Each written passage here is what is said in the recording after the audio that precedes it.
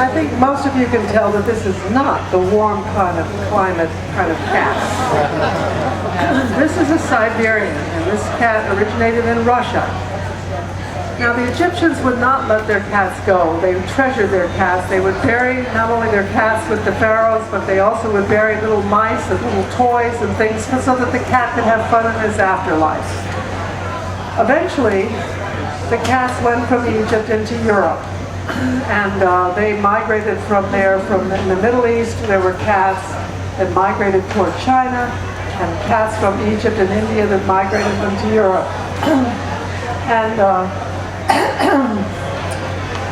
the cats mated with the Felis sylvestris sylvestris, which was the European wild cat, and that was a very stocky cat.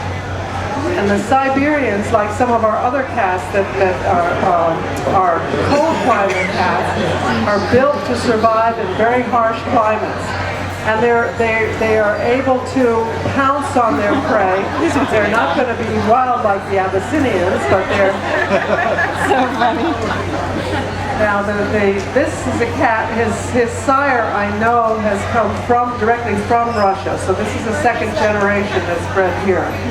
These are cats that are all over the Russian area, and particularly in Siberia. And they were isolated geographically. That's why we have some of our breeds. It's because nobody else was there to mate with their cats. These cats, oh my, he's going to hunt for something here. These cats are pouncers. They're not going to run fast, but they're going to have great patience, and then when the mouse comes, they jump on it. Or they're not a bird hunting cats because they're just too heavy. They're not going to be flying around up in the air. But they are very good at hunting anything that's on the ground or peeks out of the ground. They wait, and with their big paws, they jump on it. So the coat texture of a cat like this is also evolved so that they can do very well in the cold climates. The Siberian is known to have all three types of coat textures that we find in the domestic cat. And we want to preserve these cats the way they have always been throughout history. Because Russia was a communist country, there weren't any people coming and going. There weren't any tourists. There weren't people that were bringing their Siamese there or any other cats. So these cats were isolated by a geographic area that was unknown to other people. And that's why all the Siberians in Russia were looking just about like this cat. Very heavy in structure. Now back to the coat.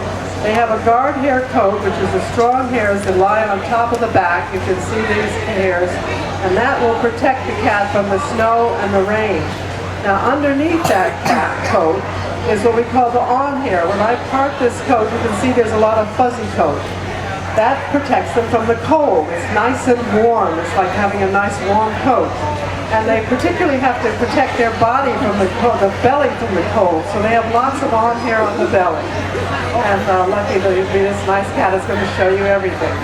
Now the third kind of coat that they have is the down hair. And that's very, very close to the skin. And that protects them from abrasion in case they get into the forest, which they very often in the forest. Then they can, if they get scratches, that's a good protection. So everything about this cat is for so that it can manage. A ruff around the neck is very important. That keeps them warm, but also when the predators go after a cat, where do they go? They go right to the neck and they go to the belly. So it's very important to have a nice thick coat there. Now their neck is very thick in this breed. In fact, the skin is also very, very dense and thick. Sometimes the veterinarians say that they have to use a different gauge needle in order to vaccinate these cats because they can't get through that thick skin. So if you have a Siberian, you have to let your vet know that it's going to take a little bit more to give them a vaccination. There's nothing that the ears are relatively moderate in type size because if they were too large, they might be the cold might get to them. The head type is triangular, very moderate, gentle profile. Everything is in moderation on this cat. There's nothing that's extreme. I think another thing that's very interesting about the Siberians and some of the other European cats that I'm going to show you is that they have long hair between their toes. That hair lies on their paw pads and it kind of makes little snowshoes for them. So nature has done a wonderful job in the way this cat has evolved. Now they haven't been, I think you can see the long hair on the hind legs here particularly. These are wonderful hairs that are designed just by nature to make these wonderful snowshoes for this cat. The object of breeding this cat is not only to keep the wonderful temperament, but to keep the structure and the coat texture and the head and everything that's part of their history. To me, the history of these breeds is very much tied into their character. So, yes, you have a question?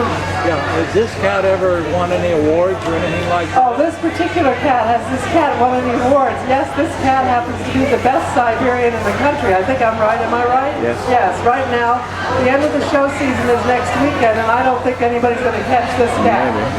So this is the best Siberian you're looking at that's in the United States for this show season. How old is this cat? 2. 2 years old, so he's nicely mature. It takes a while. They get better and better as they get older, I think. I judged his father, I know, and he just was a beautiful cat. You know, I've judged in Russia myself, and once I was stuck in Russia about 2 years ago. I was in the airport in Nizhny Novgorod, and there was this cat that was coming and going. Most of the Russian people don't keep cats as pets. They don't know about that. Cats just are animals that are around, but they love them. They feed them, they care for them, but they don't pamper them. They think they're hunting cats, and they like to have them around. But this cat was living in the airport, and she was pregnant, and I ended up having to spend 9 hours in that airport because there was no airplane that was going to take off. And so I got to know that cat, and the cat was just as friendly as this cat. She wanted to sit on my lap, and everybody thought, well, it's just a street cat. What is this American woman interested in this cat for?